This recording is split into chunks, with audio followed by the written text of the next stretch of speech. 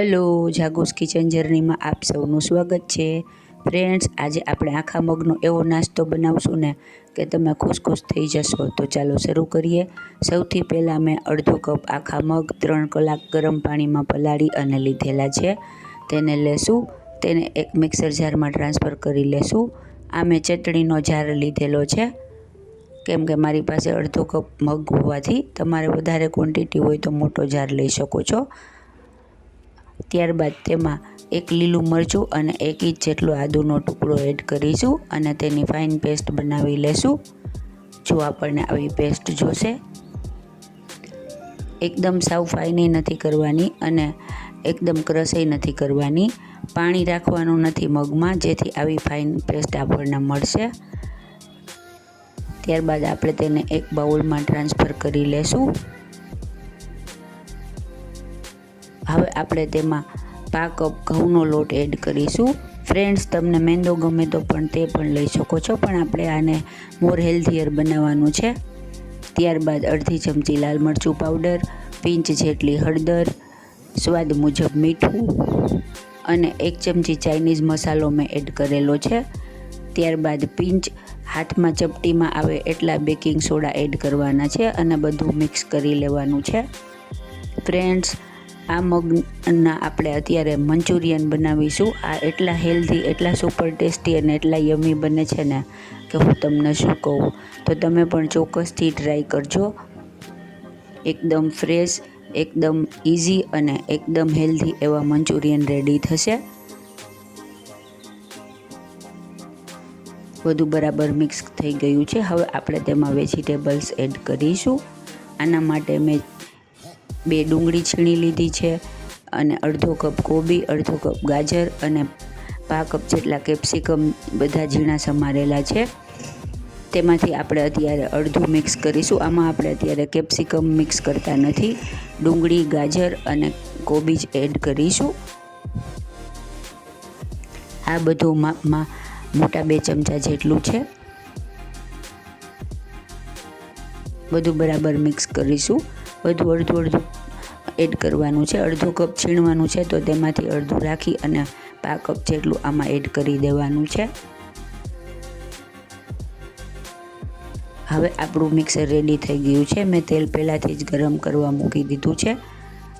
આપણું તેલ આવી ગયું છે. હવે આપણે નાના બોલ વાળી અને તેલમાં તળી લેશું.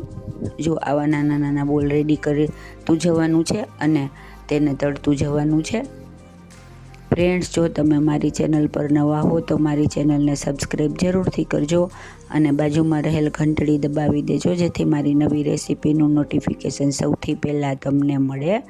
ગેસની ફ્લેમ મીડિયમ ટુ હાઈ રાખવાની છે અને આપણે બધા બોલ્સને એકદમ સરસ ગોલ્ડન બ્રાઉન કલરના ક્રિસ્પી થાય ત્યાં સુધી તળવાના છે. ફ્રેન્ડ્સ, આ તમે એમનેમ ચટણી સાથે ખાશો ને તો પણ આ બોલ્સ એટલા સરસ લાગે ને કે મજા જ પડી જાય. વરસાદ આવતો હોય તો ચા કોફી સાથે આ બોલ્સ ખૂબ જ સરસ લાગે છે. હવે આપણા બોલ એકદમ બ્રાઉન કલરના થઈ ગયા છે. આપણે તેને બહાર લઈ લેશું. જો આપણા સરસ મજાના બોલ્સ રેડી થઈ ગયા છે. હવે આપણે તેને બહાર લઈ લેશું. આટલામાંથી 3 સર્વિંગ મંચુરિયન રેડી થાય છે. હવે આપણે એક બીજું પેન મૂકી અને તેમાં 2 ચમચી તેલ ગરમ મૂકીશું. તેલ આવી જાય એટલે પિંચ જેટલી હિંગ એડ કરીશું. ત્યારબાદ 7-8 કળી લસણ ઝીણી સમારીને લઈ લેવાની છે, તે એડ કરીશું. તમે પેસ્ટ પણ નાખી શકો છો, પણ આ ચાવવામાં આવશે તો ખૂબ જ સરસ લાગશે.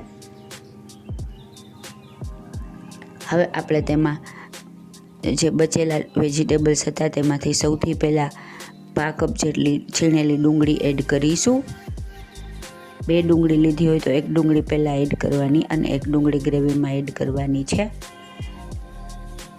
બરાબર સોતે થઈ જાય અને ડુંગળી અને લસણની કચાશ જતી રહે ત્યાં સુધી આપણે તેને સોતે કરીશું.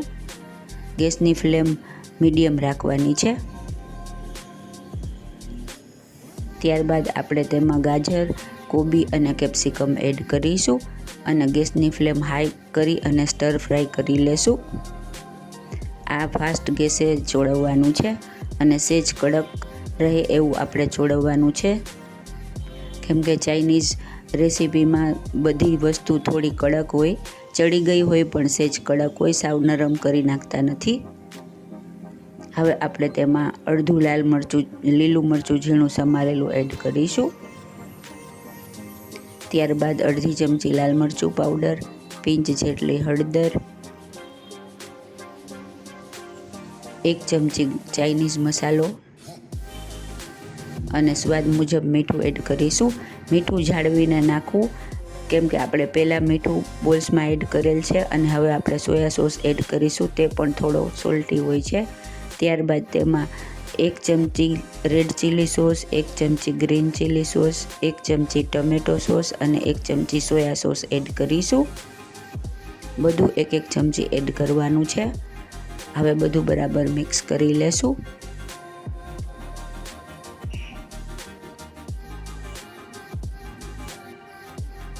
ફ્રેન્ડ્સ, મારી રેસીપી તમને ગમતી હોય તો તમે તમારા ગ્રુપમાં વધુમાં વધુ શેર કરી અને મને સપોર્ટ કરજો. જો બધું એકદમ સરસ મિક્સ થઈ ગયું છે, હવે આપણે અડધીથી પોણી ચમચી જેટલો કોર્નફ્લાવર લેશું અને તેમાં 1/2 કપ જેટલું પાણી એડ કરી અને તેને ડાયલ્યુટ કરી લેશું અને તે એડ કરશું. ફ્રેન્ડ્સ, આ કરવાથી મંચુરિયન અને ગ્રેવી એકદમ સરસ રીતે મર્જ થઈ જાય છે અને મંચુરિયન સાથે ગ્રેવી એકદમ સરસ ટીકી થઈ જાય છે, તો સરસ લાગે છે. જો આપણે મંચુરિયન એડ કરી દીધા છે અને બધું બરાબર મિક્સ કરી લીધું છે. જો જરૂર લાગે તો પહેલાં 1/2 કપ જેટલું પાણી એડ કરવું, નહીંતર એમનેમ જ સરસ આ મિક્સ થઈ જાય છે. હવે આપણે તેને ફાસ્ટ ગેસે થોડીવાર બધું મિક્સ થવા દેશું. ત્યારબાદ કોથમીર એડ કરી અને ગેસ ઓફ કરી અને તેને ગરમા ગરમ સર્વ કરીશું. છે ને એકદમ જોરદાર, ખાવામાં એટલા ટેસ્ટી અને એટલા જ યમી અને હેલ્ધી તો ખૂબ જ. હવે આપણે તેને ફરીથી કોથમીરથી ગાર્નિશ કરીશું. ફ્રેન્ડ્સ, શિયાળો ચાલતો હોય અને લીલી ડુંગળી મળતી હોય તો તમારે લીલી ડુંગળીના લીલા પાનથી આને ગાર્નિશ કરવું, તે ખૂબ જ સરસ લાગે છે. પણ અત્યારે મારી પાસે ન હોય, મેં કોથમીરથી ગાર્નિશ કરેલ છે. જો તમારી પાસે લીલી ડુંગળી હોય તો એનાથી જ ગાર્નિશ કરવું, ખૂબ જ સરસ લાગશે. ફ્રેન્ડ્સ, એકદમ ટેસ્ટી, એકદમ યમી અને એકદમ હેલ્ધી એવા આપણા મૂંગ મંચુરિયન રેડી છે. આખા મગમાંથી મંચુરિયન કેવા સરસ બની ગયા ને, તો તમે પણ એકવાર ચોક્કસથી ટ્રાય કરજો, બધાને મજા જ પડી જશે. ફ્રેન્ડ્સ, જો તમને મારી રેસીપી પસંદ આવી હોય તો મારી ચેનલને લાઇક, શેર અને સબસ્ક્રાઈબ જરૂરથી કરજો. ધન્યવાદ.